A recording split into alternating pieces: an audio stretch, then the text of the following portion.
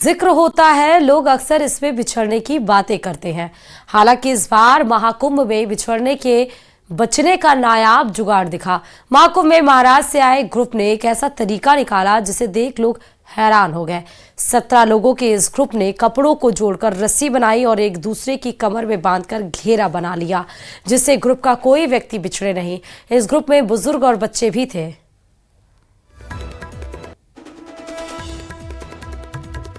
महाकुंभ में एक दूसरे से लोग बिछड़ ना जाए, जिसकी वजह से महाराष्ट्र का एक ग्रुप, जो आप देख सकते हैं कि लगभग 15 से 20 लोगों का ग्रुप है, एक दूसरे की कमर में रस्सियां बांधकर ये चल रहे हैं साथ साथ में, कि जिससे कि एक दूसरे का हाथ ना छूट जाए और इस मेले में गुम ना हो जाए। और नारेबाजी करते हुए ये देखिए कि रस्सियां बांधे हुए हैं कमर में और आगे बढ़ रहे हैं संगम की तरफ। तो ये एक दूसरे को बांध के क्यों चल रहे हैं आप लोग? ये घूमना, हम एक दूसरे इधर उधर घूमना नहीं चाहिए, इसके वजह से हमने रेलगाड़ी बनाई, हमारी झुक गाड़ी। अच्छा, तो रेलगाड़ी बनाया? हाँ, बचपन में जो खेल रहे थे ना हम, वो हमने ये झुक गाड़ी बनाई और सब एक लाइन में चल रहे। अच्छा। क्योंकि कोई घूमे नहीं, छोटे बच्चे नहीं, कोई इधर उधर न जा सके, इसलिए हमने एक गाड़ी बनाई है। तो कितने लोग हैं? हम टोटल 17 लोग हैं। अच्छा, बच्चे 5 हैं। एक ही परिवार के साथ? एक ही परिवार के हैं। अच्छा। एक ही परिवार के, नांदेड़ जिला से, महाराष्ट्र से आए वाले हैं हम। हाँ, स्नान हुआ? नहीं हुआ, अभी करने के लिए आए हम। करने के लिए आए वाले हैं हम।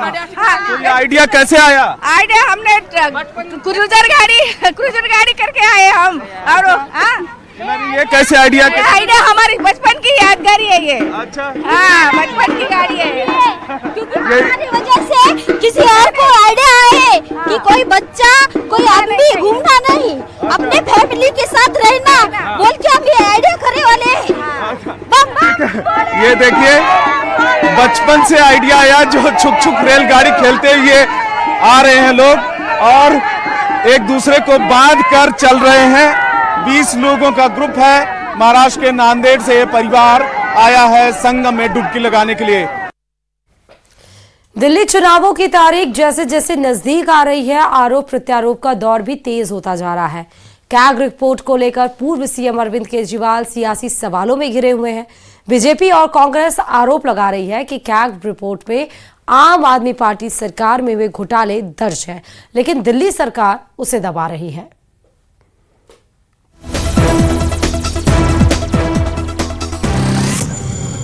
भ्रष्टाचार पर फिर घिरी दिल्ली सरकार।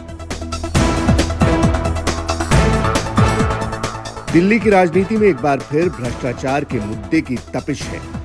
इस बार पीएम मोदी ने प्रचार अभियान के दौरान उस सीएजी रिपोर्ट का जिक्र किया, जिसमें दिल्ली सरकार पर भ्रष्टाचार के गंभीर आरोप लगाए गए हैं। आपदा सरकार सीएजी की रिपोर्ट को दबाकर बैठ गई है। इन्हें शराब घोटाले, शीश महल घोटाले, शिक्षा घोटाले, अस्पताल घोटाले, ऐसी हर चीज से पर्दा उठने का डर है। आम आदमी पार्टी का जन्म एंटी करप्शन मूवमेंट से हुआ था, यानी भ्रष्टाचार के खिलाफ लड़ाई आम आदमी पार्टी की जड़ है और बीजेपी का हमला उसी जड़ पर है। और उसके लिए हथियार बना है सीएजी रिपोर्ट, जो अब तक दिल्ली विधानसभा में पेश नहीं की गई है।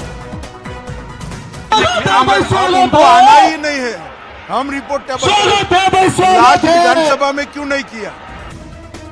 सीएजी की रिपोर्ट को लेकर सिर्फ बीजेपी ही मुखर नहीं है, कांग्रेस ने भी दस्तावेजों के आधार पर दिल्ली सरकार को टारगेट किया है। जाहिर बात है, जब टेंडर अमाउंट से ज्यादा खर्च किया, साथ में डिले किया, किसी में 3 साल का डिले है, किसी में 6 साल का डिले है, और ये वही केजरीवाल हैं जो कि कहते थे कि मैं फ्लाईओवर कम समय में बना देता हूं और उसमें जो टेंडर अमाउंट है उससे पैसे बचा देता हूं क्योंकि मैं ईमानदार हूं। तो अब इसके ऊपर क्यों चुप बैठे हैं? जब इसके अंदर 382 करोड़ रुपया फालतू खर्च कर दिया जो टेंडर अमाउंट है उससे, तो इसका मतलब इसमें भी भ्रष्टाचार हुआ, अगर भ्रष्टाचार की परिभाषा केजरीवाल की मानी जाए तो। सीएजी की ये रिपोर्ट स्वास्थ्य विभाग से जुड़ी है, जिसमें दिल्ली सरकार पर 382 करोड़ के घोटाले का आरोप लगाया गया है। रिपोर्ट में 3 अस्पतालों का जिक्र किया गया है। रिपोर्ट में कहा गया है कि इंदिरा गांधी अस्पताल पर 314 करोड़ बुराड़ी अस्पताल पर 41 करोड़ और मौलाना आजाद डेंटल कॉलेज पर 26 करोड़ का अतिरिक्त खर्च किया गया। कोरोना काल में केंद्र की तरफ से मिले पैसे का 56% खर्च ही नहीं किया गया। रिपोर्ट के मुताबिक 1235 बेड बनाए गए, जबकि दावा किया गया था कि 32,000 बेड बढ़ाए जाएंगे।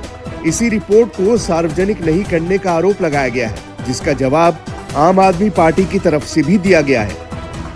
जब ये बात प्रूव हो गया है, प्रधानमंत्री खुद कह रहे हैं कि ऐसी कोई रिपोर्ट नहीं है, तो भाजपा झूठ बोल रही थी ना, फिर से लोगों को गुमराह कर रही थी ना।